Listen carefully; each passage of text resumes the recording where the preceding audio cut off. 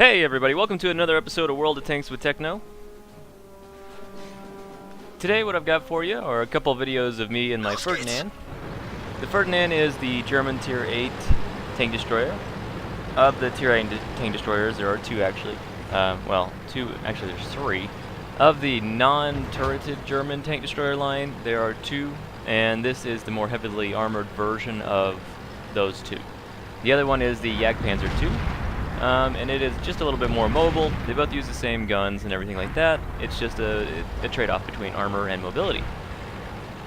Anyway, so we are on the map Westfield, and it is a standard battle. Standard battle meaning, of course, you either want to capture the red enemy flag down on the minimap there in the southern west corner, or you want to destroy all enemy tanks, which is usually what happens.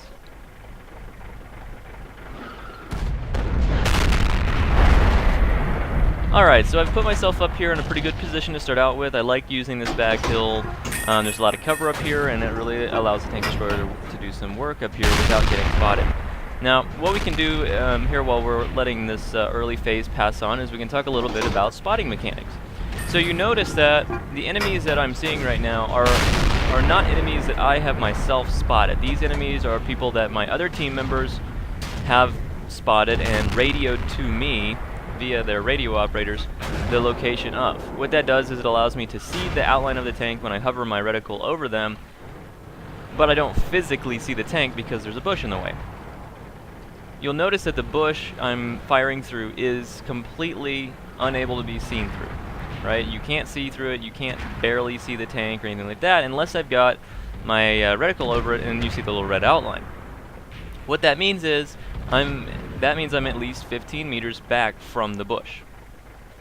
Now the way bushes work is when you fire your gun, any cover within 15 meters is immediately reduced by 30%, the effectiveness of that cover. Also, bushes stack. So you can see on this side view here, see how many bushes there are in front of me? Every time that I'm 15 meters back from a bush, and there are multiple bushes, it keeps multiplying that camo value. So I have a stock camo value of something, and each time I'm behind a bush at least 15 meters, it's going to keep adding up, even when I fire, because I'm far enough back that it doesn't reduce the camo value.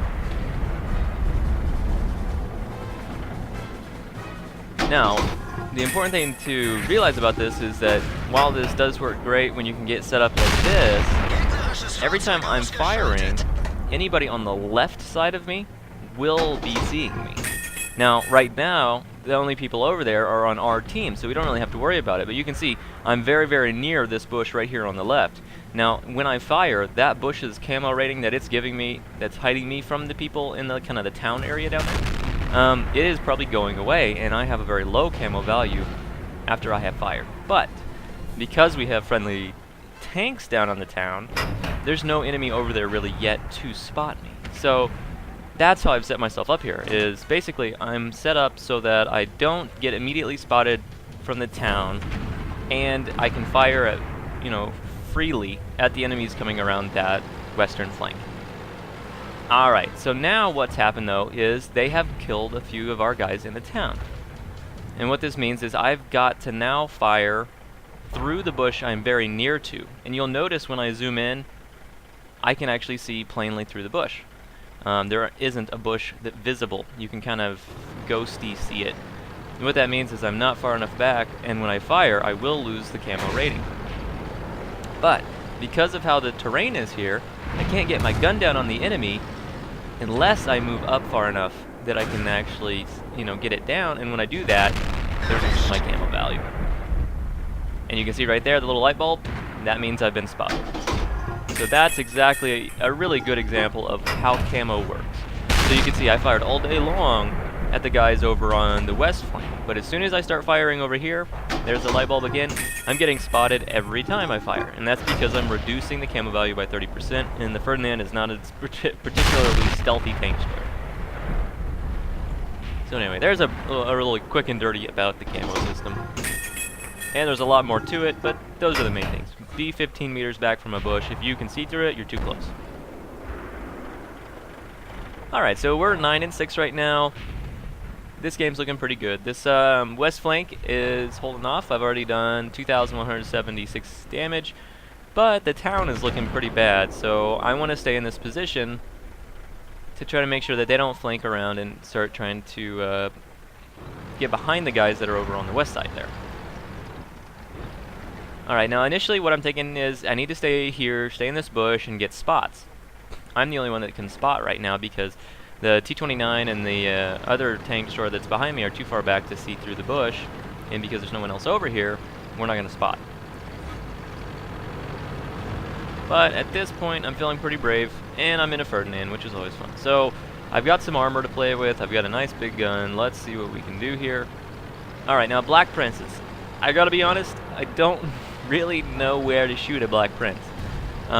They've got some kind of funny armor that it seems like the places where you would think it would go through, it doesn't. So the first round I put in to his gun mantlet area, which had been a weak spot on the previous tanks in that tank tree, but it looks like it's pretty tough now. So I'm like, okay, well, I'll do the lower hull. Nope. And that was even a premium round, so I've fired one premium round and bounced it. But the Black Prince and the AT-15A over there both have pretty low pin guns as well, so they're not doing damage to me, I'm not doing damage to them. We just keep bouncing off each other. Even premium rounds here are bouncing. Okay, took out the A-15, or AT-15 anyway. The Churchill, I think at this point, not the Churchill, sorry, the Black Prince at this point I think has switched to high explosive rounds. As you can see, it keeps kind of flashing and makes a little bit of an explosion sound, but not really doing much damage. So, anyway, got the Black Prince killed. We put one through his machine gun port in the front there, and this game's pretty much over, right? 2 enemies left. Let's see if we can get another kill out of this. 2,900 damage so far. Loaded back standard ammo. Oh, just missed that shot. Really don't want this T-29 to die. It's always a shame to lose people like right at the end. So we're gonna try to take out some guys here. Alright, that one's gone. Let's take out the Pershing. No, nope, don't get it. Alright. So there you go, guys. Kind of a brief intro to camo. Anyway, 43,000 credits, 3,100 XP, second class mastery quality. We did a total of 3516 damage and got 5 kills with an XP of 1059. Let's see what we really did. We fired 16 rounds, 14 of those hit, and only 9 of those went through for 3516 damage. We took 9 hits and bounced 5 for a 1470 potential damage. All in all, it was a good game. Tier probably going to show a little low on the income level. Yeah, only 2,000 credits, and that's because of those premium rounds. They are pretty ridiculously expensive. Alright, Game 2. So Game 2, what we're doing here is, it is a standard battle again, so our objective is to capture the red enemy flag in the lower east corner there of the minimap, or kill all enemies. We are on the map Mountain Pass. It's a pretty decent map, and what I like to do a lot of times on my tank destroyers early on is head over right up front, and especially if we have a scout. Not really sure what that E-25 is doing there. Kind of like blend in with the walls, become one wall.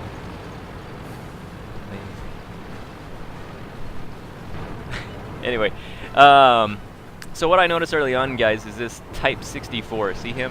He's running all the way across that middle field. I absolutely love to see this happen when I'm on a tank destroyer, because what I can do is I can go out here and get ready, because he's going to be spotting all the heavy tanks that always go over to the west side of this map. Let's see what we get. Ah, okay. T-29 from the side. Yes, please. Wait for the shot. And there's 500 damage into the side of the T-29, tracking him. Can we get another shot in before he gets out of the view? Oh, look at all of this. It's like Christmas. And just going to fire at anything. They're all in a line. Alright, we hit the IS, and then the KV-2 stops. Look at him turning his turret. He's like, oh, what are you doing over there? The IS behind him is like frantically trying to get around him, like, oh god, Oh god, why would you do this to me? I love it when teams just derp out right there.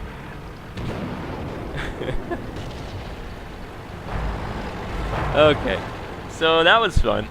That's probably one of my favorite things to do on this map is just pummel enemies as they cross that open field early on.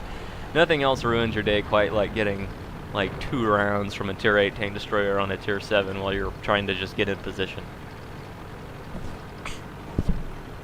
Okay, so with that immediate kind of opportunity having passed, most of the tanks have now made it over to the west flank. So what I want to do now is I notice that there's a SU-2244 and a Tiger II coming over this bridge, and all we have here is a Hellcat. So what I want to do is get over here and reinforce this flank, and see if we can kind of side scrape an angle here. Hey, a Tiger II.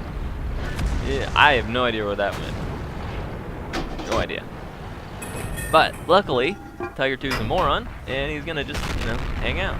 Hey, buddy. One right there. Alright, so he's down at 800 health, and so at least 2 more rounds to kill. Alright, trying to not get hit. He does hit me in the gun. I'll repair my gun real quick. Put another round through his lower plate again. Alright, he's only 1 shot now. And he seems to have stopped. Oh yeah, angle that armor, buddy. This will totally work. Yeah, no it won't. Tiger's lower plate is probably somewhere around 80. I've got like, I think around 240 millimeters of pin, and even though he angled the front plate, and the front plate, lower front plate is angled in itself, not against 200 and some odd pin. If he was an E75, maybe. They've got some serious armor, but not in a Tiger II. And really, that just was a bad place to go for a Tiger II. Tiger IIs rely on side scraping and armor angling. If you guys have watched me play my Tiger II, you'll have picked up on that.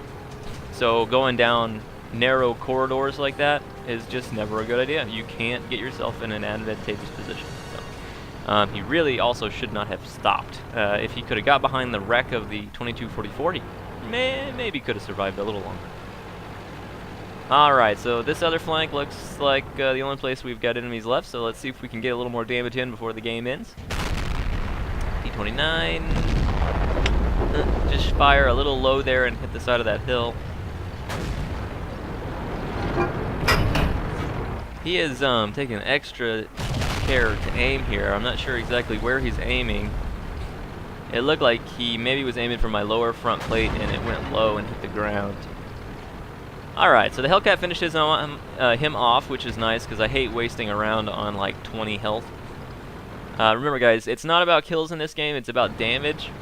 And you know, I have no problem with a teammate taking a kill like that. You know, his gun reloads way faster and does less damage, his shell cost is lower and all that kind of stuff. So some people will rage about, oh, you stole my kill and all this crap, but it doesn't even matter. So don't be that guy.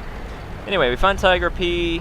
Tiger P takes out our Hellcat, who has a hilarious name of Heroder. I don't know if that's actually how that's meant to be said, but that's how I'm gonna say it. Alright, so Tiger P got some pretty good frontal armor here. We're just trying to get some into his lower plate. Alright, we have a good shot at his lower plate. It's just barely angled. And he bounces. Pretty impressive. Let's see if we can get one into his cupola. Ow! Well, we almost did. Alright, well, we weren't able to get that last kill. Anyway, we did 3460 damage. That was only enough for 2 kills and 902 XP, but you know, it wasn't bad. Shot 12 rounds, 10 hits, 9 pins. We took 2 hits. Both of those were labeled as penetrations for 730 damage. And we earned 11,000 credits. You know, it was an amazing game overall, but it was still a fun game. Hope you guys have enjoyed the video, and I will catch you next time.